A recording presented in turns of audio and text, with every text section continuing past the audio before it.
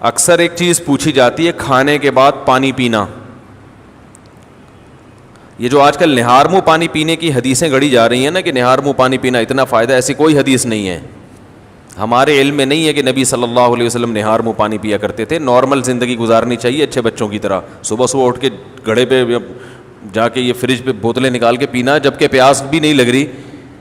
تو ڈاکٹروں کی تحقیق ہوگی, مگر یہ تحقیق بعد میں بدل بھی سکتی ہے. بہت ساری تحقیقات بدل گئی ہیں, تو نیچر سے کبھی نہ ہٹو.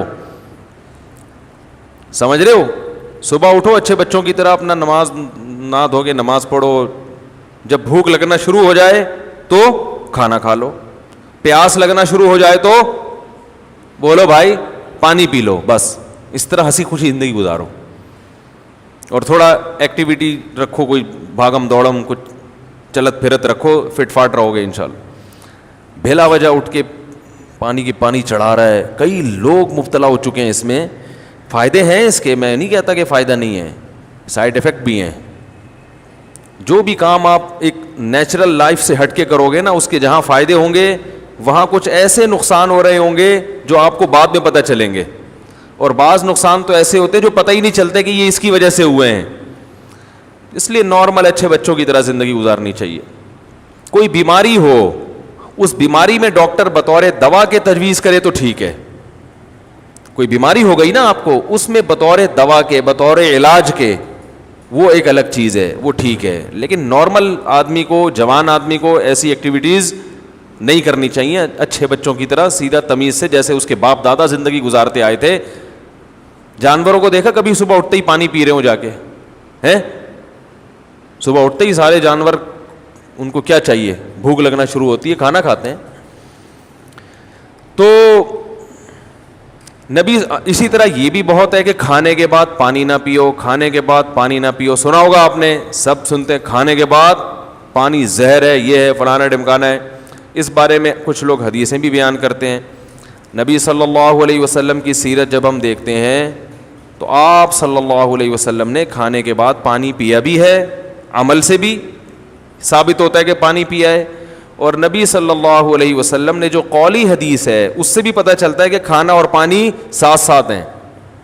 ابھی آدھا کلپ نہ بنانے, پورا ہونے دیں, تو ایسا نہ ہو آدھا کاٹ کے پیش کر دے.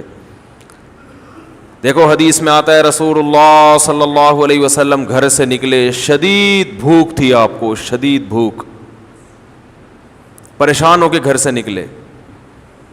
حضرت ابو بکر ملے, کیا مسئلہ ہے؟ ان کے ساتھ بھی یہی مسئلہ تھا, بھوک کی شدت نے پریشان کر دیا. حضرت عمر کا بھی یہی مسئلہ, بھوک کی شدت نے پریشان کر دیا. یہ تینوں اصحاب جا رہے ہیں. ایک صحابی نے کہا, دعوت کی ان کی, اپنے باغ میں لے کر گئے, تر کھجوریں سامنے لا کے رکھیں. آپ صلی اللہ علیہ وسلم نے ان کھجوروں کو تناول فرمایا اور فرمایا ان نعمتوں کے بارے میں ہم سے قیامت کے دن سوال ہوگا. اور وہ کھجوریں آپ نے کھانے کے بعد کنویں کا میٹھا پانی پیا اور سیر ہو گئے. پانی پینے کا مزہ ہی کھانے کے بعد ہے. نہیں آ رہی سمجھ؟ جب شدید بھوک میں آپ کھجوریں کھاؤ گے اور اس کے بعد پانی پیو گے تو کیا مزہ نہیں آئے گا؟ کھجوریں کھا لیں, اب پیاس لگ رہی ہے آپ کا, نہ کھانے کے 3 گھنٹے کے بعد پانی, 2 گھنٹے کے بعد پانی, وہ بہت مصیبت ہے بھائی. یہ نیچر ہے, کھاتے ہی پانی پینے کا دل چاہتا ہے. اور ایک اور حدیث سنا دیتا ہوں. آپ صلی اللہ علیہ وسلم نے فرمایا معدے کے 3 حصے کرو, ایک حصہ کھانا, ایک حصہ پانی, ایک حصہ ہوا. تو یہ جو ایک حصہ پانی اور ایک حصہ کھانا, اس کا صاف مطلب ہے کہ کھانے کے ساتھ ہی پانی ہے, تبھی تو اس کے لیے جگہ چھوڑنی ہے. کیا ہو گیا؟ اگر کھانے کے 2 گھنٹے بعد پانی ہوتا تو 1/3 کھانا تو وہ ہضم ہو چکا ہوتا ہے, پھر تو پورا معدہ پانی کے لیے تیار ہے. تو دونوں حدیثوں کو ملائیں تو رزلٹ کیا سامنے آئے گا کہ کھانا پانی قرآن میں کیا ہے, کلو واشربو, کھاؤ اور پیو, کھاؤ اور پیو. تو کھانا پینا کٹھا ہے. لیکن دونوں حدیثوں کو ہم ساتھ ملاتے ہیں. آدھی حدیث لوگ ہیں نا, آدھی نہیں لوگ, پھر مسئلہ خراب ہوگا.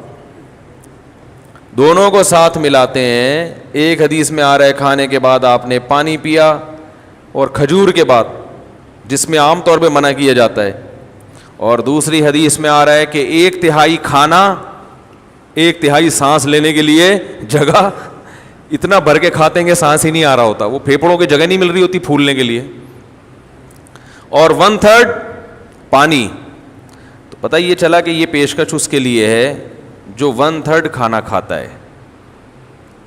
سمجھ میں آ رہی ہے بات؟ اتنا کھانا کھاؤ کہ پانی کے لیے جگہ ہو.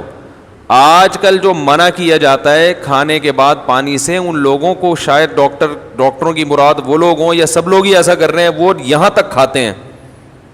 اس کے بعد جب آپ پانی پئیں گے تو وہ کھانا پھول جاتا ہے یا اور مسائل پیدا کرتا ہے, وہ جگہ بچتی نہیں ہے. اس سے نتیجہ کیا نکلتا ہے؟ بد ہضمی. تو وہ تھوڑا کھانا اگر کھایا جائے تو اس کے بعد پانی پینے میں کوئی حرج نہیں ہے, بلکہ فائدہ مند ہے, کیونکہ نبی نے جو کام کیا وہ نقصان دہ نہیں ہو سکتا. دوسری بات یہ کہ پانی کس قسم کا پینا ہے. ہمارے نبی نے جو پانی پیا وہ کنویں کا, وہ ایک نارمل ٹیمپریچر ہوتا ہے اس کا. اور ہمارے ہاں جو کھانے کے بعد پانی پیا جاتا ہے وہ فریج کا نکلا ہوا ٹھنڈا ٹھاٹ. سمجھ میں آ رہی ہے بات؟ اس سے معدے کا کیا ہو جاتا ہے؟ بیڑا غرق. یہ جو ہمارا معدہ ہے نا, یہ وائز گھومتا ہے ایسے, یعنی میرے لحاظ سے دیکھیں نا, یوں کر کے گھومتا ہے. آپ کے لحاظ سے یوں کر کے گھومتا ہے, یہ ایسے گھوم رہا ہوتا ہے یہ. تو جب آپ ٹھنڈی ٹھاٹ چیز پانی اس میں ڈالتے ہو تو اس کی جو گھومنے کی حرکت ہے وہ سست ہو جاتی ہے, اور وہ جو کھانا ہے وہ مختلف قسم کے کھانچوں میں پھنس جاتا ہے. ٹھیک ہے نا؟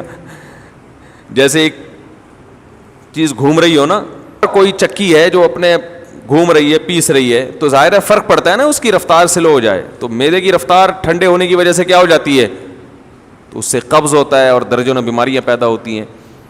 تو پانی کھانے کے بعد پی سکتے ہیں آپ, بشرطے کہ کھانا آپ نے تمیز سے کھایا ہو اور پانی کا ٹیمپریچر بہت زیادہ کم نہ ہو, ٹھنڈا پانی نہ ہو. سمجھ رہے ہیں کہ نہیں سمجھ رہے؟ تو اس بارے میں جو حدیثیں پیش کی جاتی ہیں نا کھانے کے بعد پانی نہ پینا, وہ صحیح نہیں ہے. اور اگر گرم پانی پیا جائے جو چولہے کا گرم ہو, وہ تو ہاضمے میں اور مدد دیتا ہے, جو کہوا جسے کہتے ہیں, وہ تو اور تھوڑی مدد دیتا ہے ہاضمے میں. لیکن میں نوجوانوں کو کہتا ہوں وہ نہ پئیں, تمیز سے زندگی گزاریں, بس پانی پئیں آرام سے. Thanks for watching.